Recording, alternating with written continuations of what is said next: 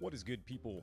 xLordxHades here with the first series that I'm going to be doing for Smash Ultimate, which is going to be basically my impressions on all the characters that I care to play. First one, going to be my main from Smash 4, Zero Suit Samus.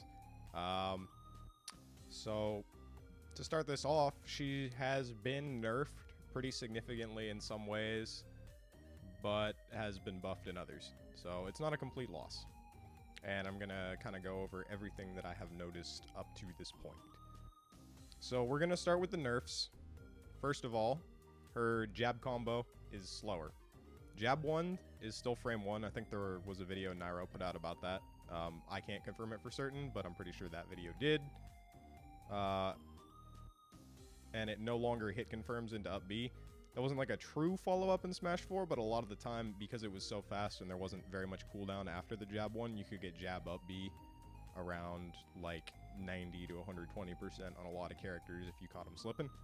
That is no longer a thing. The lag after the jab 1 is too significant for the up B to be safe at all. They can just block. The jab combo as a whole, like I said, is slower. It's just a little laggier overall. But the jab 1 is still fast, so as a get off me option, it's still good. You don't really care about how fast the combo is if you're hitting it anyway. Forward tilt is the next move. The range feels shorter, but strings and combos into other moves better. Frame data seems basically the same. I'll actually take a little less range on the forward tilt just for being able to maybe get a forward air, or I haven't tested this, but maybe a down B off of it as well. Down smash doesn't stun as long on shorter charges, and it will not combo into a run back flip kick. A lot of the time in Smash 4, if you got a down smash at the ledge at like somewhere between 40 to 60 on a lot of characters, you could run back flip kick or run back jump flip kick if the percent was a little higher, and it was pretty guaranteed. There was just enough time on the stun that you could always get that. This is not the case in this game. However, longer charges, you can still get that follow-up. So if somebody's off stage taking a while to recover, you charge up the down smash and you hit their recovery as they're grabbing the ledge, then you can do the run back flip kick because the time until they get launched will be kind of comparable to just like a regular down smash in Smash 4. It also will now combo consistently into forward air on shorter charges. So that's pretty helpful. It was kind of hard to combo off a down smash in Smash 4 if you didn't have a lot of experience with the character, just because the timing for how long until they get launched is weird. But now it's pretty much immediate. You down smash them, you forward air. So, though it's a nerf, for some people it might be a buff, just because the follow-up is easier to actually get.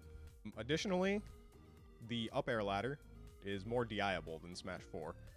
So if you hold down out, I think that's the direction people are holding, you definitely won't get dragged up into the up B. I don't know if this works for every character. I don't know if it works at every percent, but be aware that you can DI the ladder down and out and avoid the up B. Now we're going to get into her specials. The neutral B, that's the paralyzer, stuns for slightly less long. Other than that, it's pretty much the same. The up B scoop box has been significantly nerfed in its size. That's the grounded hitbox in front of her that would like pull you up into the rest of the boost kick. No longer are you going to get like scooped up from like a full character length away. It's not nearly that bad. The danger percentage for the actual up B ladder finisher, like the percentage where you're going to die, is about 20 to 30% higher than it was in Smash 4. Rather than dying between like 60 and 70 if you get boost kicked towards the top of the screen, it seems closer to like 80 or 90 if you DI it right, which is again out and down for the final hit. This appears to change fairly significantly with Max Rage, just like in the previous game, but it's less noticeable if she's not like above 120. The jank hitbox that would pop characters off the top if she had Max Rage and they were around like 19% getting laddered up is definitely gone. The boost kick, the full thing, like actually connects pretty consistently now. So you don't have to worry about that like weird like insta teleport knockback thing if you tried to SDI through it or anything. So side B tether range has also been significantly nerfed, and it seems you only get one tether per offstage exchange as opposed to two. It's also noticeably slower and doesn't instantly snap you to the ledge like it did in Smash 4. And the angle that you input seems like it has to be more precise. you can still use it from above the ledge and below the ledge, but if you don't aim it kind of like you would a teleport recovery, it seems like, you just get the standard non-tether side B and you fall below the ledge. So it's not as free as it was in Smash 4. Like in Smash 4, you could literally run off, hold in the general direction of the stage, press B, and you would tether it pretty much every time from like super deep. It's definitely not as free in this game and does hurt her recovery pretty significantly. So down B also no longer has the ability to edge cancel and appears to have like a slightly smaller arc overall. If the size of the kick hitbox or the power of the move in general was nerfed, I didn't notice, but the arc is smaller. And it might come out a couple frames slower, but not too much so. It still works pretty well as a combo escape. Similar to side B, actually might not have mentioned this, so you only get one side B now. If you're off stage in Smash 4 and you try to tether, you would get 2 tethers. If they hit you out of both of them, then you can't tether again. But if you get hit out of a tether in Smash Ultimate, you're done. You don't have another tether. Similarly, down B, if you get hit out of it in Smash 4, you would get another down B. And every time you got hit, it would refresh your down B. Now, only up B gets refreshed. So, down B can't be spammed. If they hit you out of it once, you don't have access to that mix-up anymore. This goes for juggling as well. Before, you could down B out of a juggle, and if they hit you again, you could down B again and try to reset your escape. But that will not be the case in this game. You'll have to fall and go to the ledge or something. You'll have to figure out some way to actually land as opposed to just being able to take one and flip away infinitely. Similarly, in Smash 4, people would use the down B as a momentum cancel when you get launched into the blast zone. And I think in this game, like most moves in Smash 4, it will kill you if you do that. There were a few instances when I down B'd close to the blast zone and didn't die, but there was one instance. Now, I might have gone the wrong way, but I'm pretty certain I down B'd towards the stage and died from down being in the blast zone. So it's not, I presume, going to be like a momentum stopper anymore. It might also have less intangibility on the flip itself. I can't confirm that for certain. And if so, it's not too significant. Like I said, it's still a pretty good combo escape. You can still flip off the ledge through people. But it's just, in general, it's just a slightly less broken move than it was in Smash 4. It's still good, but it's not like absolutely disgusting. So we're also going to talk about the nerfs to her grab game. She retains the tether grab, which appears to have comparable range and frame data to Smash 4, but unfortunately, on certain characters, you can get like hits of forward air off of down throw or up throw. Other than that, her follow-up game was basically destroyed. In Smash 4, she had a terrible grab to balance out the godlike follow-ups you could get off her down and back throws. In Ultimate, she has a terrible grab with no follow-ups to mediocre at best. I can say a lot of the time people will have to dodge or air dodge the forward air off of a down throw in order to not get hit by it. So maybe there's something to be done with that, but the days of fearing the ZSS grab are for the most part gone. I think no follow-ups off the grab is definitely a flaw in this character's design and will hopefully be rectified with patches. Like, you can't get up airs anymore. You literally cannot get an up air off a grab. You can't get a back air off a grab. You can maybe get like forward air too. It's pretty sad. Not all is bad. She has been buffed in some ways, and I'm going to go over those here. So her normals, as mentioned previously, forward tilt now strings and combos better, though it trades a little bit of range. I'll take combos. I'll take like actually getting something off my forward tilt over that extra couple pixels of range any day of the week. Down tilt, now combos consistently into forward air. So low characters now can't just like completely invalidate you. Like, the matchups still aren't going to be great, but you can hit them and get something off of it now. So down tilt into forward air is a thing.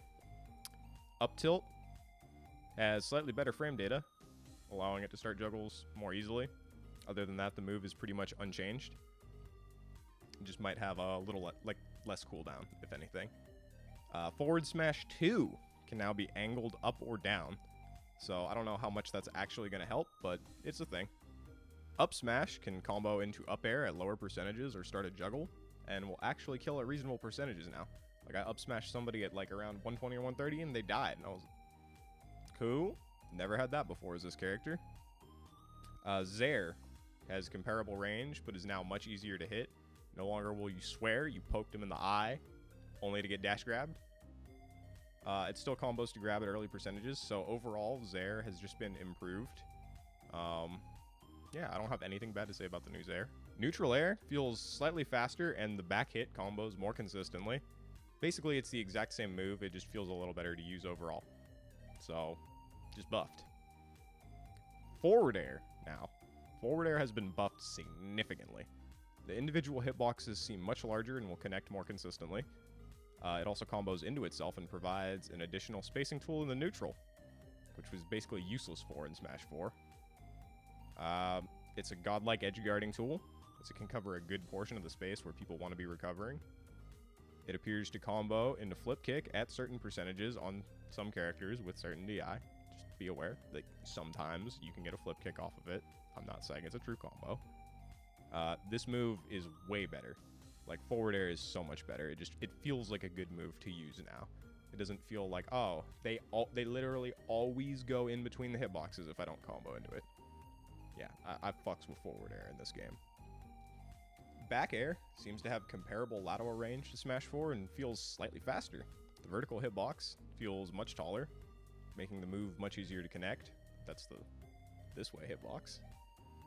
It's godlike for corner pressure, spacing, and the sweet spot is still strong as hell. Basically, it's the same move from the previous game, just buffed a little in every way. Down air seems slightly faster on startup and landing, but retains pretty much all the same properties from the last game. It's a dive kick. You know what it is. You can spike people with it if you want to style. You can get up airs off of it still, or forward air. It's one of the few moves that you can still combo into up air. That isn't up air. But it's an unsafe move. We all know what ZSS down air is at this point. Careful with that one. So up air. Now this is kind of an interesting. This is definitely an interesting one. Up air seems slightly faster on both startup and ending. The hitbox is either the same or bigger. And unlike Captain Falcon, the landing scoop box and the aerial scoop box, that's the one underneath down here at the beginning of that circle, that shit still works. Unfortunately, it will never, and I mean never, connect off of down throw, and only off nair if the opponent DIs in. So, like I had just mentioned, things don't combo into up air as well, though up air does combo into itself, and you can still hit it on the ground. It does still string borderline infinitely into itself on a lot of characters, and it still does connect into the boost kick. It does appear that DIing the ladder is a little more effective, though. If you just hold, like, down out, you'll take, like, 2, and then the boost kick probably won't hit. So, that's a thing, but then the move is a lot faster, so you can land and reset. It's, you know, changes. It's a double-edged sword. And I kind of have a hard time, like, calling it actually nerfed if the move feels faster. However, there's kind of a personal note. So, because of that new thing, they added the short hop aerial shortcut, done by pressing jump and attack at the same time. I actually have a much harder time doing instant full hop up air than I did in Smash 4. I jump with X and attack with A, so in Smash 4, to do this, I would hold X and roll my thumb to A to cover both buttons, resulting in, like, the fastest possible full hop up air. But if you do this in Ultimate, it always triggers a short hop up air because it's, like, within a couple frames the slide that I do, and it triggers the shortcut. I'm not sure if it's like a timing thing that I have to get used to and just wait a little longer before I roll, or if instant full hop up airs are just no longer possible, which is kind of annoying. If anyone else has experienced similar issues, hit up that comment section below. Let me know. Let's discuss. So let's talk about the buffs to the specials. Though they were pretty much universally nerfed overall, there were a couple things that were improved about them. The actual animation of shooting the gun for neutral B feels slightly less laggy. Other than that, like I said earlier, it doesn't stun as long, but it's a little less laggy, so that's a nice trade-off. Side B now has a functional hitbox. It can combo if they DI poorly or air dodge. Its frame data is slightly better, meaning if you do one off stage and don't tether, you have your double jump. You'll still have time to use that and up B back before falling to your death, unlike in Smash 4, where if you tethered too low, you were pretty much just donezo, because that joint lasted forever. This also means it might be viable in the neutral, as like a long-range spacing tool in conjunction with the Zair. And similar to its Brawl iteration, it's actually a kill move in the ballpark of like 130 now. So as a recovery, it may have gotten worse, but as an actual fighting tool, it's much better. Like maybe you can even edge guard with that, like run off, side B them, and kill them earlier. Up B, though in general nerfed, does now connect more consistently.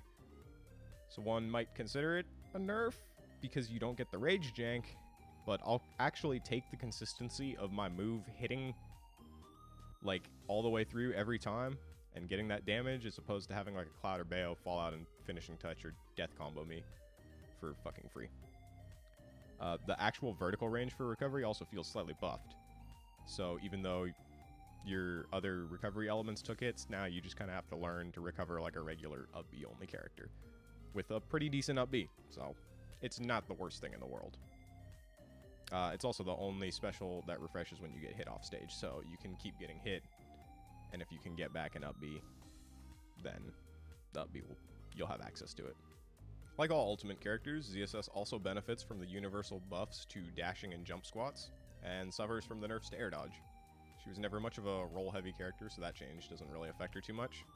And in conclusion, though ZSS received significant nerfs, I believe the devs made her a more honest, less jank character who still has a lot of really good tools. At the very least, she feels like a high tier character to me.